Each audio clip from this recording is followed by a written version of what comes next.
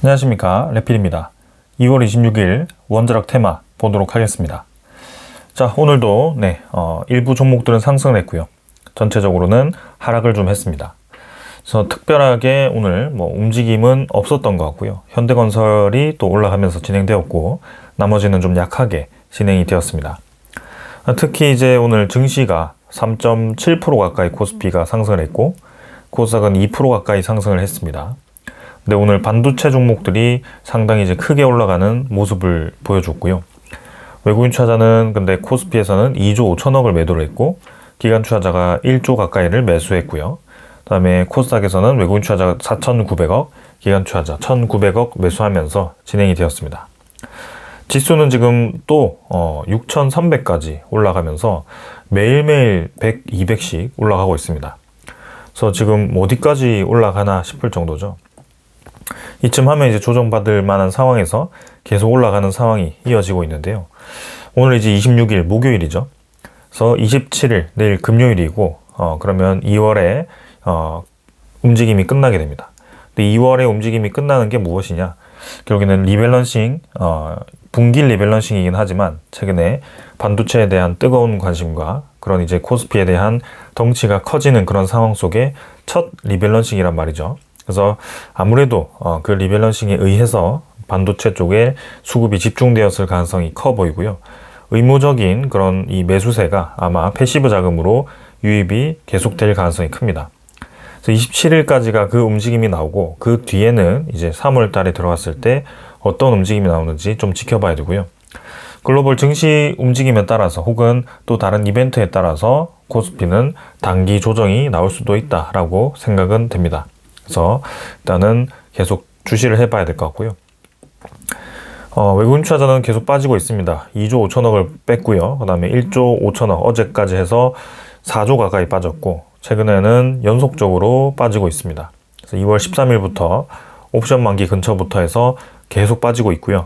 그 물량을 금융투자가 다 받아주고 있거든요. 그래서 1조 4천원까지 받아주면서 연기금 보험이 빠지고 있지만 금융투자 홀로 증시를 매수를 하고 있습니다. 일단 이 증시에 대한 리스크가 부각이 되었을 때도 금융투자가 매수를 해주느냐가 중요한데요. 만약에 이제 같이 매도를 하는 입장으로 바뀌게 된다면 빠르게 올라간 만큼 빠르게 떨어질 가능성도 있습니다. 그런 부분들을 좀 열어두고 지켜봐야 될 것 같고요. 코스닥도 지금 1200포인트 근처까지 올라왔습니다. 그래서 전고점을 조금 뚫고 나갔는데요. 이전처럼 상당히 크게 이렇게 가파르게 올라가는 그림은 아직은 나오지 않았습니다. 아마도 반도체 관련 종목들, 이런 특정 종목들이 좀 급등을 하면서 올라간 것 같고요. 외국인 투자자는 크게 지금 5천억 정도 매수를 했는데, 조금씩 코스닥에서는 물량을 좀 확보를 해 나가는 모습이 보입니다. 금융투자도 기관 투자자 위주로 매수가 지금 금융투자가 다 매수를 했고요. 사실 이전에 매도했던 것을 또 매수한 거라서 일단 더 보겠습니다. 원래 금융투자는 코스닥에서 좀 상당히 크게 들어왔던 이력이 있거든요. 그래서 그 뒤에 지금 좀 큰 움직임이 없는데 계속 그 수급이 다시 몰리는지 보겠습니다.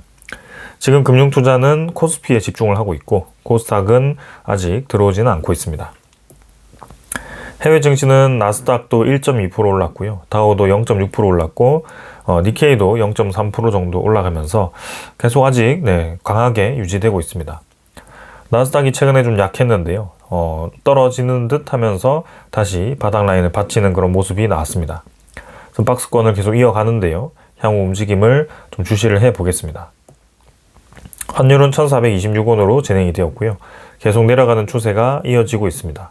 추가적인 하락이 충분히 가능해 보이고요.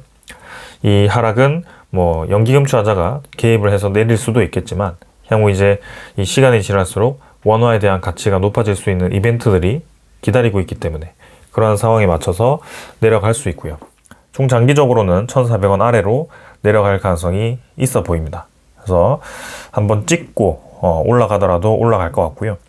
일단은 내려가는 상황을 좀 봐야 될 것 같다. 그래서 핵심은 미국의 이제 금리가 내려갈 수 있는 환경이 마련될 수 있는가, 이게 이제 중요한 거고요. 그리고 우리나라가 이제 금리를 더 이상 내리지 않고 유지를 하는가, 그것도 네, 중요할 것 같습니다. 그래서 경기가 살아나면 금리를 내릴 이유는 없을 거고요. 그러면 환율은 자연스럽게 내려오게 될 겁니다. 그리고 이제 국채 패시브 자금도 이제 들어올 거기 때문에 그런 부분들도 지켜보겠습니다. 오늘 그리고 비트코인도 좀 반등을 성공을 했습니다. 9,800만 원까지 올라왔고요. 이 글로벌에 대해서는 이제 위험 자산의 동향도 좀 살펴보는 게 중요해 보입니다. 그래서 최근 트렌드가 어떻게 흘러가는지, 유동성 자금이 빠지게 되면 아무래도 저런 위험 자산, 특히 민감하게 반응하는 자산부터 떨어지기 때문에 우리나라 증시는 올라가지만 저런 위험 자산들이 빠진다라고 해서 마냥 좋은 건 아니거든요. 왜냐면 우리나라도 자칫 잘못하면 빠질 수 있기 때문에. 근데 다행히도 네, 글로벌 자산들이 또 올라가는 추세로 진행되어서 조금 더 네, 좋게 볼 수 있을 것 같습니다. 그리고 이제 지수 선물 보도록 하겠습니다. 선물 지표는 네, 보합 수준으로 진행되고 있고요. 크게 움직임 없습니다. 원자재 가격도 네, 조금씩 떨어지고 있는데요. 크게 뭐 변화 없어서 넘어가겠습니다. 천연가스 가격이 좀 안정화가 되고 있죠. 그래서 한 달 기준으로는 가장 낮은 수치고요. 8달러까지 올라갔던 천연가스가 다시 떨어지고 있습니다. 그럼 에너지에 대한 가격이 떨어질 수 있다. 자, 그리고 이제 채권에 대한 이 움직임도 미국 10년물 채권 금리 안정적으로 유지되고 있습니다. 그래서 4점 초반대로 진행이 되고 있고, 특별하게 뭐 다른 거 볼 상황은 없는 것 같습니다. 그래서 넘어가도록 하겠습니다. 자, 그리고 이제 이 관세에 대한 얘기가 계속 나오고 있습니다. 원래는 이제 전체적으로는 15%까지 올리겠다라고 트럼프 대통령이 발표를 했습니다. 근데 이제 아직은 10%가 부과되었고요. 근데 이제 전체 다 올리겠다라고 얘기를 했는데 또 이제 일부 국가만 15%를 올릴 수 있다라는 얘기를 했습니다. 그래서 중국이 30에서 35%까지 유지가 된다라고 얘기했기 때문에 조금 이제 우리나라 입장에서는 그래도 숨통이 트이는 얘기입니다. 왜냐하면 상호 관세가 폐지가 됨으로써 좀 이제 우리나라는 원래 그대로 온 거고, 다른 이제 원래 관세를 많이 받던 국가들은 아무래도 혜택을 보는 게 아닌가라는 생각을 했는데요. 그게 아니라 다시 또 균형을 맞춰가는 움직임이 나오는 듯 합니다. 하지만 한국도 좀 안심할 수 없는 것이 최근에 뭔가 정치적인 문제로 쿠팡이 좀 엮여 있는데요. 그 쿠팡에 대한 우리의 조치가 뭔가 미국 입장에서는 또 관세에 대한 빌미가 될 수 있다라는 얘기가 나오기 시작합니다. 그래서 향후 이제 어떻게 될지는 좀 더 봐야 될 것 같고요. 일단 일부 국가이기 때문에 여전히 우리나라는 안심하기가 이르다. 그래서 대미투자 특별법이 빨리 이제 처리가 되어야 될 것 같고요. 분명히 또 압박을 받을 그런 여지가 남아 있어서 이런 특별법이 통과가 빠르게 진행이 돼야 된다.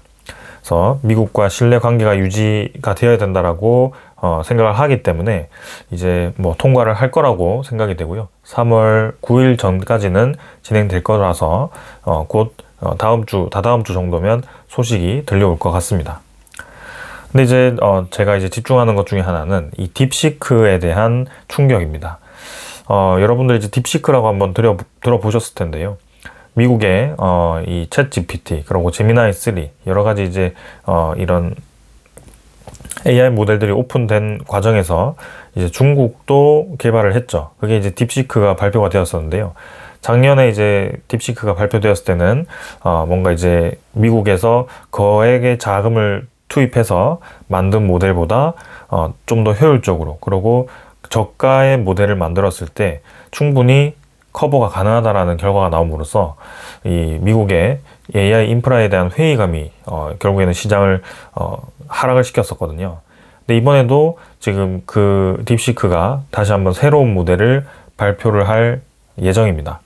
그래서 V4라는 모델을 발표를 할 거고요. 그 모델은 이제 뭐 다음 달 초 정도에 발표가 될 것으로 보이는데 이 부분을 좀 주시를 해야 될 것 같습니다. 일단은 로이터에서는 이 딥시크가 중국으로 밀반입된 엔비디아의 고성능 칩을 이용해서 자기 AI 모델을 개발했다라고 하지만 분명히 발표될 당시에는 뭐 크게 지금 쓰지 않았다라고 얘기를 할 거고요. 그리고 지금 이제 딥시크가 이번에 V4 공개를 앞두고 엔비디아가 아닌 화웨이 등 중국 내 공급업체에 접근 권한을 제공했다라고 얘기를 함으로써 일단 중국 내에 이 모델들을 이 중국 딥시크에다가 좀 밀어주는 느낌이 좀 있습니다. 그래서 챗 GPT라든지 제미나이 3 이런 미국의 모델을 견제하는 듯한 모습도 있기 때문에 향후 저런 부분들이 어떻게 될지 봐야 되는 상황입니다. 결국에는 딥시크라는 게 얼마나 성능이 높은지가 중요한 게 아닙니다. 결국에는 이게 등장함으로써 이제는 이 미국에 있는 빅테크 기업들의 수익성, 그죠? 수익성이 다시 한번 부각이 될 거고요. 그 수익성이 상대적으로 낮아 보인다라는 평가를 받는 순간 이 미국의 빅테크 기업들은 주가가 떨어질 수밖에 없고, 그리고 거기에 납품을 하고 있는 반도체 기업들도 당연히 기대치가 꺾일 수밖에 없을 겁니다. 이런 부분들이 좀 중요하다는 거고요. 특히 이 딥시크가 상징하는 의미가 뭐냐? 미국의 제재를 받았다. 네, 그 제재가 무슨 제재죠? 반도체 칩에 대한 제재를 받았습니다. 그럼에도 불구하고 반도체 칩을 제재를 받았는데도 성능이 유사하게 나온다라고 한다면 그 비싼 반도체를 많이 쓸 필요가 없다라고 결론이 날 수가 있겠죠. 그래서 이런 부분들이 시장을 흔들 수 있다. 그래서 이번 이제 2월 말이나 3월 초 정도에 저 모델이 발표될 때 어떤 움직임이 나오는지 좀 주시를 해볼 필요가 있겠습니다. 단기간에 충격을 줄 수도 있거든요. 특히 우리나라는 지금 반도체 종목 위주로 주가가 급등을 한 상황이기 때문에 그 반도체에 대한 기대가 꺾이는 순간 상당히 급격하게 떨어질 가능성이 있어서 이런 부분들을 주의를 하셔야 될 것 같습니다. 자, 오늘 그래서 이 정도로 이제 시장에 대한 분위기 살펴봤고요. 여전히 이제 중동 전쟁, 그다음에 우크라이나 전쟁은 리스크가 있습니다. 아직도 뭐 이 상황이 정리된 게 아니기 때문에 계속 주시를 하고 있고요. 그 상황에 따라서도 흔들릴 수 있다. 그래서 그런 부분들 계속 체크해서 정리를 해드리겠습니다. 이 정도로 보고 종목으로 넘어가도록 하겠습니다. 자, 오늘 종목 두산 에너빌리티부터 보도록 하겠습니다. 0.8% 정도 올랐고요. 800원 올라서 104,000원 진행되었습니다. 약하긴 하지만 뭐 꾸준히 고점 라인 유지해주고 있는 모습 좋아 보입니다. 그래서 뭐 일단 증시의 방향에 따라서는 일단 방향은 똑같이 가고 있지만 뭔가 수급 자체는 약하다. 거래량도 약했고, 그래서 아직까지는 뭐 크게 좀 올라간다는 느낌은 없죠. 10만 원을 찍긴 했지만. 그래서 증시 방향에 따라서 지금은 결정될 수 있는 상황이라서 아직까지는 타이밍은 아니다. 그래서 그 두산 에너빌리티가 움직일 수 있는 그 동력이 되는 소식이 이제 딱 들어와야지 움직일 텐데요. 그것을 한번 보도록 하겠습니다. 그때까지는 아마 이러한 지루한 움직임이 이어질 수 있고 오히려 조금 떨어지면서 실망감을 안겨줄 수 있기 때문에 천천히 접근을 하시기를 요청드립니다. 거래량 없었고요. 수급도 사실 뭐 크게 볼 거 없습니다. 저는 뭐 10만 주, 20만 주 매도했기 때문에 넘어가겠습니다. 현대건설은 뭐 계속 이슈가 있다라고 말씀드렸고요. 리밸런싱 이슈가 오늘도 주가를 올렸습니다. 16만 8천원까지 찍고 16만 1천원까지 들어왔고요. 자, 그래서 16만 원을 돌파를 했습니다. 그래서 단기간에 이제 급등을 하기 때문에 어제도 보니까 일부 구독자분들은 여기서 이제 따라 들어가신 것 같습니다. 그러나 제가 이제 주의 말씀을 드리고 싶은 것은 이 현대건설은 원전에 대한 기대감이 커서 올라가기도 하겠지만 이렇게 단기간에 급등을 한 것은 리밸런싱에 의한 패시브 자금 유입 때문에 올라갔다라고 생각이 되거든요. 그래서 우리나라 지금 반도체 기업들도 급등을 하고 있죠. 그런 부분들이 분명히 리밸런싱과 관련이 있다. 그래서 그럼 리밸런싱이 끝나고 나면 3월부터는 좀 이제 큰 이슈가 없을 때는 주가가 떨어질 수 있기 때문에 뭔가 따라 들어가서 고점에 이제 들어갔다라고 한다면 뭐 이렇게 떨어져도 버틴다라고 하면 좋겠지만 결국에는 이왕이면 내려왔을 때 사는 게 좋기 때문에 이렇게 따라 들어가는 것은 저는 추천드리진 않습니다. 아무튼 현대건설의 최종 목표는 뭐 더 높을 수밖에 없다라고 생각이 되고요. 지금은 뭐 충분히 여력이 있습니다. 그러나 단기 급등은 리밸런싱 이슈가 있어서 그런 부분들을 좀 생각하시면 되겠다. 외국인 투자자 오늘 변화 없었고요. 기관 투자자가 15만 주 정도 매도를 했습니다. 한전기술도 17만 원 정도 찍었고요. 자, 꾸준히 밀어 올립니다. 서서히 밀어 올리고요. 이전에는 좀 올라가면 빠르게 이제 치고 나가는 그림이었다면 지금은 서서히 밀어 올리는 그림이 있습니다. 그래서 내려오지 않고 있는 게 중요해 보이고요. 미국과의 이제 협력을 앞두고 있기 때문에 그 기대감으로 조금씩 매수를 하는 것 같습니다. 그래서 외국인 투자자, 기관 투자자도 양매수 진행을 했고요. 넘어가겠습니다. SNT에너지는 오늘도 조정을 좀 받았습니다. 50원 정도 하락해서 46,750원. 그래서 21선 근처까지 내려오는데요. 어라운드를 하는 느낌으로 가고 있는데 조금 더 떨어질 수도 있다. 그래서 확실히 이제 저런 이 바로 최전선에서 주목을 받는 기업들은 주가를 유지하고 좀 올라가지만 이렇게 이제 2차 밴더 느낌의 기업들은 조금 조정을 받고 있습니다. 그래서 기자재 기업들이 좀 떨어지고 있고요. 고점 대비 한 10%씩은 빠진 것 같아요. 그래서 21선 유지해 줄지 아니면 벗어나더라도 결국에는 이 S&T 에너지는 지금 이 하락에 대한 추세가 전환되고 있다는 게 중요한 거고요. 여기서 뭐 어떻게 흔들던 간에 결국에는 올라가게 되어 있습니다. 근데 이 증시 상승률 대비해서는 좀 낮아서 아쉽긴 하지만 한번 올라갈 때는 무섭게 올라가기 때문에 기다려 보겠습니다. 기관 투자자도 56,000주 매도하면서 좀 빠졌고요. 이런 기업들은 이제 기자재 기업들이라서 이제 발전 플랜트가 수주가 되고 그 플랜트에 대한 이 수주를 만들기 위해서 완제품을 만들기 위해서 2차 이 발주를 뿌릴 때 그때 이제 주목을 받게 될 텐데 그래서 아마 시간이 좀 걸리는 것 같습니다. BHI도 마찬가지죠. 500원 정도 떨어졌고요. 일단 BHI는 근데 이미 대외적으로 굉장히 수주도 많이 했고 익률도 좋다라고 판단이 되었고요. 그래서 뭐 계속 좋게 흘러가는 것 같습니다. 그래서 이미지가 좋고 일단 거래량 없는 채로 지금 조정을 좀 받고 있지만 88,000원 유지해주고 있고요. 좋습니다. 그래서 투자 수급도 외국인 투자자, 뭐 기관 투자자 매수 매도 좀 했는데 크게 중요하지 않고요. 금융 투자가 꾸준히 매입을 해주고 있습니다. 성원밴드는 지금 2.6% 빠졌고요. 45,550원, 42,000원 찍고 좀 빠르게 빠지고 있습니다. 고점 대비 한 15%까지 지금 빠지는 상황이고요. 아무래도 뭐 피크를 한번 찍고 쭉 빼는 게 다시 한번 이 준비를 할 것 같습니다. 그래서 특정 가격대를 뭔가 맞추는 듯한 그런 느낌이 좀 있다라는 생각이 좀 들고요. 이렇게 된다면 내일 뭐 이런 리밸런싱 관련해서 움직임 한번 나올지 좀 보겠습니다. 투자 수급은 기관 투자자가 58,000주를 매도하면서 좀 눌린 것 같고요. 외국인 투자자는 꾸준히 물량을 늘리고 있습니다. 그리고 전체적으로는 기관 외인이 다 매수를 해주고 있어서 좋아 보입니다. 그 다음은 태웅이고요. 550원 하락해서 1.6% 하락했고요. 뭐 주기적으로 올라갔다 떨어졌다를 반복해서 이번에도 떨어진다면 3만원 초반까지 혹은 그 이하도 조금 이제 가능성을 열어둬야 됩니다. 그러나 계속 이렇게 만들어가는 느낌이 있기 때문에 좀 시간이 걸리지만 턴어라운드 느낌은 있다. 그래서 한번 이제 그런 소식이 들려왔을 때 움직임이 어떨지를 좀 봐야 되고요.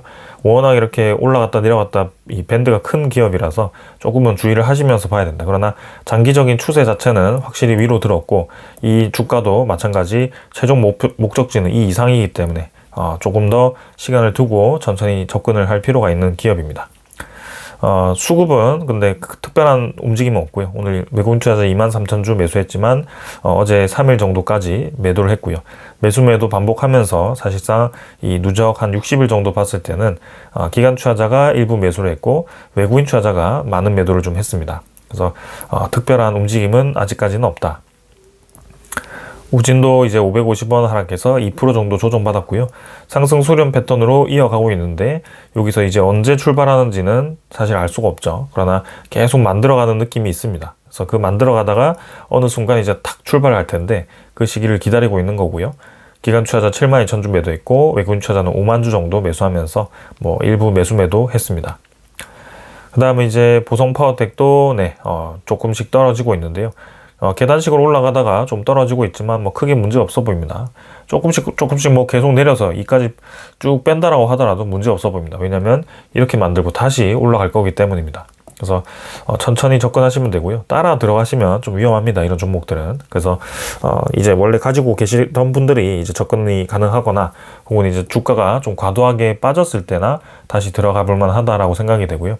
지금은 좀 지켜보시는 것이 좋아 보입니다. 그러나 더 올라갈 것은 확실해 보입니다.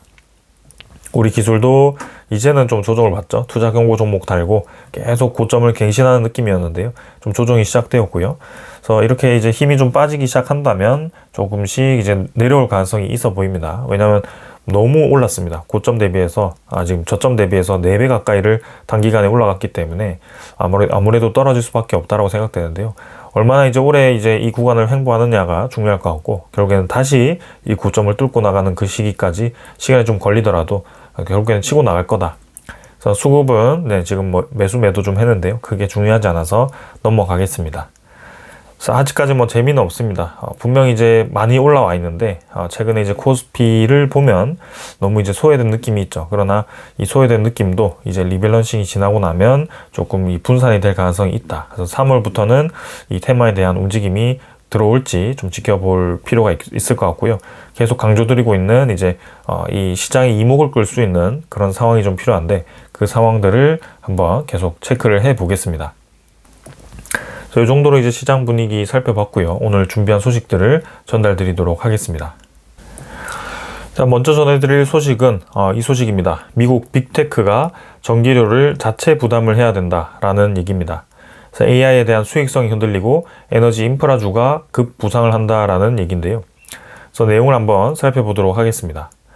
인공지능 데이터 센터 전기료를 기업이 직접 부담하라는 이제 트럼프 행정부의 압박이 있었죠. 그래서 요거는 사실 뭐 이번에 새로 나온 소식은 아니고 한 달 전, 2달 전부터 얘기가 나오던 소식이었습니다. 그래서 이제 이 부분들이 강조가 되기 시작했습니다. 미국 빅테크들을 이제 압박을 하고 있는데 이번에 그 구체적인 시기가 나왔습니다.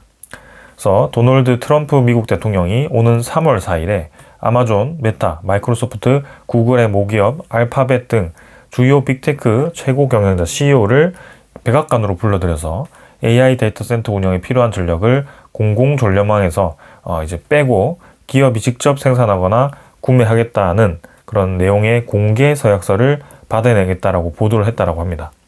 그러니까 이제 공개 서약서가 뭐죠? 이제는 나와라. 너네들이 알아서 전기를 생산해라 라고 얘기를 하는 겁니다. 그래서 트럼프 대통령이 왜 이렇게 하겠습니까? 결국에는 이제 전기료에 대한 급등이 본인의 지지율이 떨어지는 방향으로 가고 있고 이제 중간 선거가 다가오고 있기 때문에 이런 액션이 필요하고 그리고 실제로 그런 빅테크 기업들을 분리시켜서 전력을 가격을 떨어뜨리겠다는 것이 목적입니다. 이제 각자 도생이죠. 아마존, 메타, 마이크로소프트, 구글, 알파벳 이제 각자 도생으로 어떻게든 전력 가격을 떨어뜨려야 되는 그런 상황이고요. 3월 4일에 그 압박이 시작이 됩니다. 그래서 너무나도 가파르게 그런 이제 빅 데이터 센터가 이제 늘어나다 보니까 트럼프도 이제 감당하지 못하고 기업 책임론을 꺼냈고요. 그렇게 되면 당연히 이제 영업이익률이 떨어지게 되겠죠. 그래서 빅테크 비용 구조가 근본부터 흔들린다. 그래서 이번 조치가 분기 영업이익률을 직접 끌어내릴 구조적 비용 요인이라고 보고 있고요. 수십억 달러에 이르는 인프라 비용이 배당금 축소와 그다음에 자사주 매입 여력 감소로 이어질 가능성이 높다고 합니다. 그리고 AI 서비스 구독료 인상을 당길 수 있고 여러 가지로 지금 이제 기업들이 압박을 받는 상황이겠죠. 사실 뭐 이게 뭐 바로 어제 나온 소식은 아니고 2달 전부터 이제 압박이 들어왔기 때문에 거기에 대한 준비를 해오고 있었겠죠. 그래서 이런 마이크로소프트 같은 기업들은 벌써 이제 원전 전력 구매 계약 PPA를 병행 운용하고 있고요. 그리고 아마존도 마찬가지 공공전력망에 재생에너지 PPA를 결합하는 혼합 방식을 취해왔고 이제는 SMR 투자를 가속화하고 있다. 알파벳도 마찬가지 이제 수십억 달러 규모의 독자 인프라가 불가피한 상황이다. 메타도 마찬가지고요. 그래서 모두 다 이렇게 압박을 받는 상황이 되었다.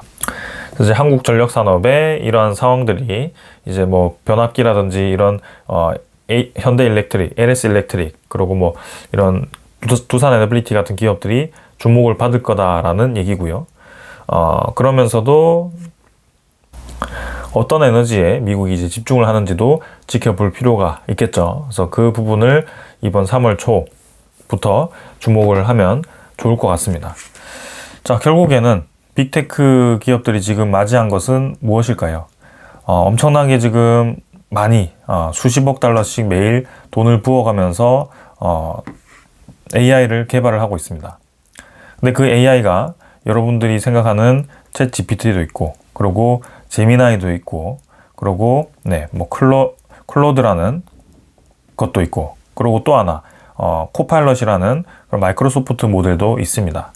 그래서 이 4개가 있는데 이 4개를 다 쓸 수도 없는 상황이고 사실 일반 유저들 입장에서는 가장 좋은 모델을 하나 선택을 해서 쓰게 될 텐데요. 그러면 분명히 한쪽으로 이제 치우치는 방향으로 갈 수밖에 없고 이 4개 기업들은 사실상 투자 비용은 서로를 이기기 위해서는 다 똑같이 혹은 더 많이 투자를 해서 데이터 센터를 더 빨리 구축하고 그 학습량을 늘리는 수밖에 없습니다. 그러면 이용자는 쏠릴 수밖에 없는데 이 비용 자체는 다 똑같이 투자를 한다라고 했을 때는 분명히 이제 수익성에 의문이 들 수밖에 없는 기업이 생길 수밖에 없고, 특히 이런 상황에서 수십억 달러씩 학습이 들어가고 그러고 이제 전력망에 대해서도 우리가 직접 책임을 져야 되는 그런 상황이라면 전력에 대한 비용이 이 수익성을 더 깎을 수밖에 없을 겁니다. 근데 이런 상황에서 또 등장한 것이 중국이라는 이제 딥시크 모델이 등장을 하게 될 텐데요. 요게 만약이라도 이제 성능이 이런 4개보다 좀 더 효율적이거나 혹은 대등하다라고 판단이 되는 순간 이제는 이 빅테크들이 투자하는 수십억 달러가 필요 없다라는 얘기가 나올 수도 있습니다. 그게 엄청나게 이제 AI에 대한 버블이 연결될 수 있는 상황이 되는 건데요.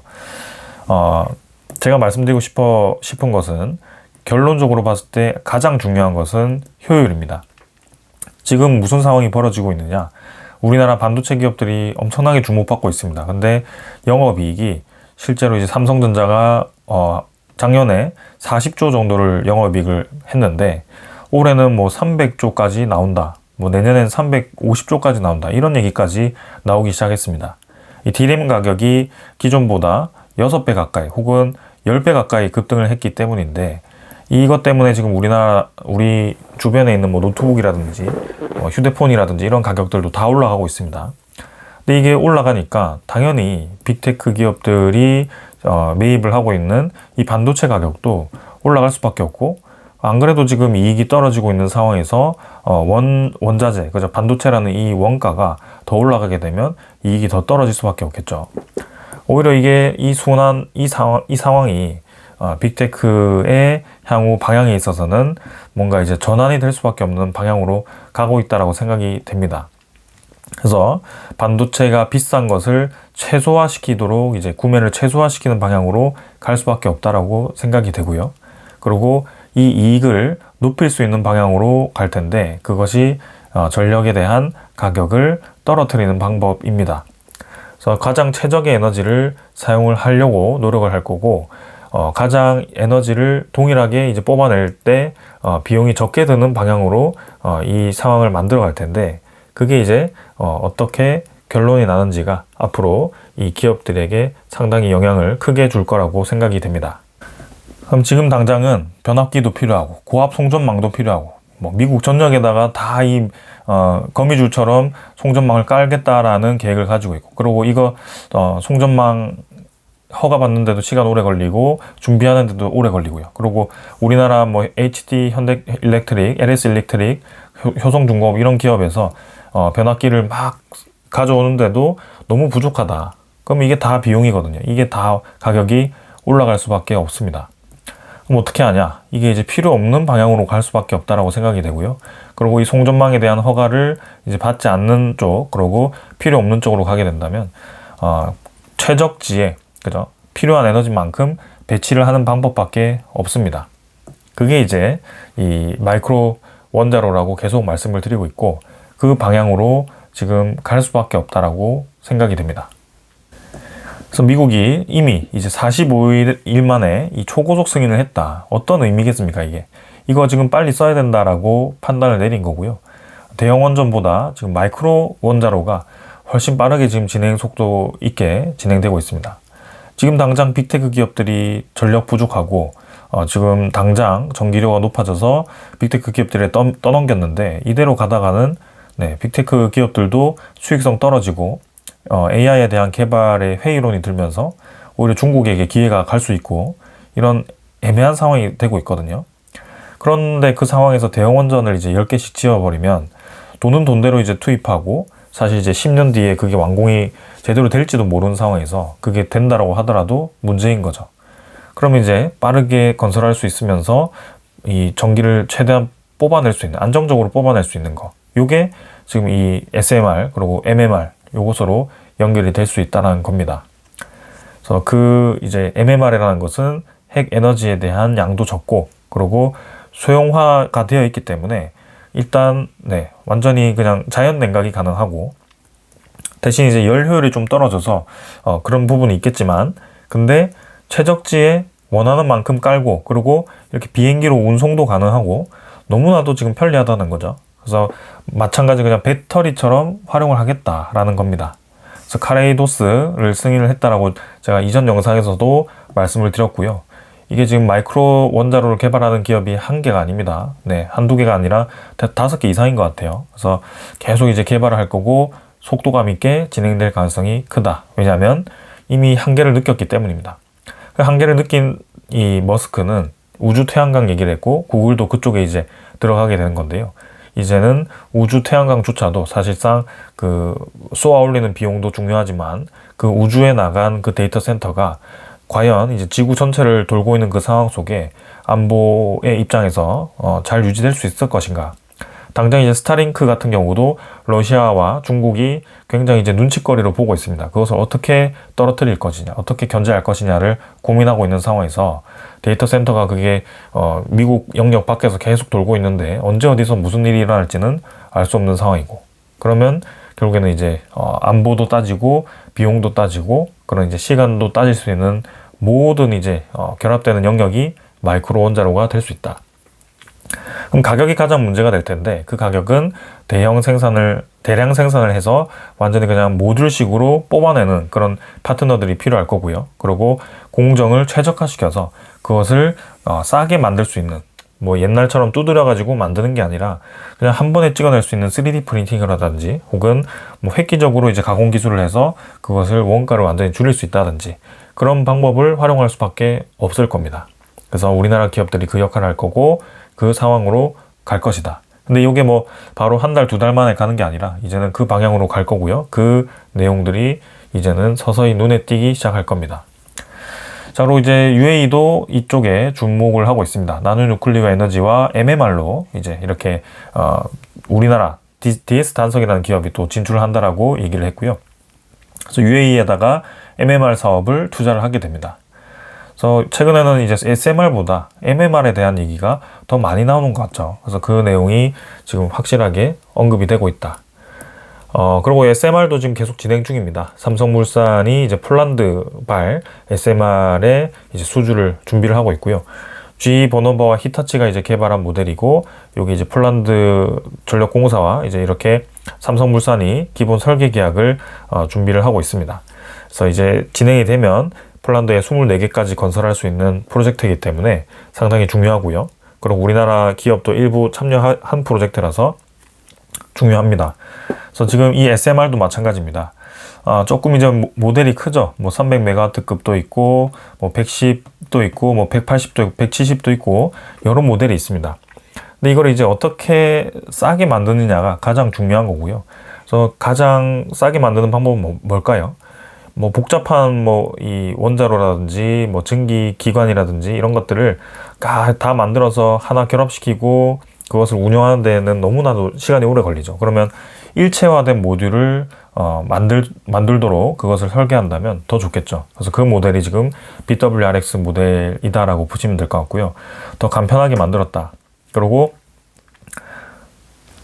조금 이제 소형 같은 경우도 이제는 그런 부분들을 고려하고, 혹은 이제는 물을 활용한 게 아니라 소듐을 활용해서 그런 위험성을 줄이고, 그리고 효율을 운용한다는 거죠. 압력을 가하지 않아도 되기 때문에 그런 압력이 없는 상태에서는 더 이제 압력을 덜 견딜 수 있는 그런 소재를 사용할 수 있고, 그 자체가 원가가 떨어질 수 있고요. 그리고 이제는 선박에도 들어갈 수 있는 범용성을 자랑을 함으로써 그런 부분들이 향후 기대가 되는 상황입니다. 자, SMR은 SMR대로 역할을 할 수 있고, MMR은 MMR대로 또 역할을 할 수 있다. 그래서 이 두 개가 공존을 할 수 있을 것인가, 아니면 점점 소형화되는 그 방향으로 MMR 방향으로 이제 확 기울어질 것인가, 이게 중요하고요. 그 안에 이제 대형 원전이라는 것도 있을 텐데요. 큰 맥락은 이제 대형 원전이 잡을 수는 있겠지만 빠르고 속도감 있게, 그리고 이 송전망을 없앨 수 있는 방향은 이 방향이라서 지금 당장 AI라는 이 데이터 센터, 그리고 AI에 대한 전력을 빠르게 확보를 해야 된다라고 한다면 대형 원전보다는 MMR, SMR 모델이 될 가능성이 높습니다.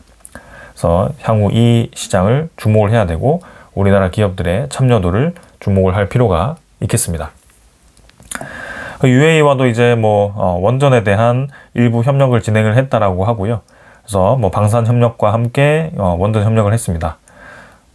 그래서 우리나라 비서실장이 가서 그 내용을 이끌어낸 것 같고요.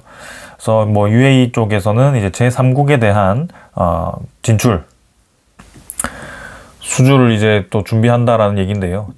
UAE는 이제 제3국 진출을 하면 사실 이제 UAE 자국 내에 원전이 아직 지어지지 않는가 뭐 그런 생각이 좀 드는데 그 프로젝트에 대한 언급은 사실 없습니다. 바라카 오르콕이. 근데 제3국 진출이라는 것은 UAE가 원자로 기술이 있어서 뭐 그렇게 우리나라와 비등하게 들어가는 게 아니라 아마도 자금줄을 대는데 좀 역할을 하지 않을까. 그래서 원래는 영국 원전에도 우리나라와 UAE가 3국 공동 진출을 한다라는 내용이 좀 있었는데 최근에 좀 뜸해지긴 했거든요. 그래서 향후 어떻게 진행되는지 보도록 하고요. 그리고 튀르키예 쪽도 일단 계속 이런 러브콜이 들어오고 있긴 한데 일단 제2 프로젝트는 아직 어떻게 진행되는지는 구체적으로 언급이 되진 않았습니다. 베트남도 마찬가지고요. 그래서 뭔가 이제 대형 원전 프로젝트가 여러 개가 이제 소식이 들려오긴 하는데 뭔가 구체적으로 일정이 잡히고 입찰이 마무리된다라는 그런 소식은 아직은 없습니다. 그래서 지금은 당장은 가장 중요한 것은 미국 대미 투자 프로젝트가 중요하고요.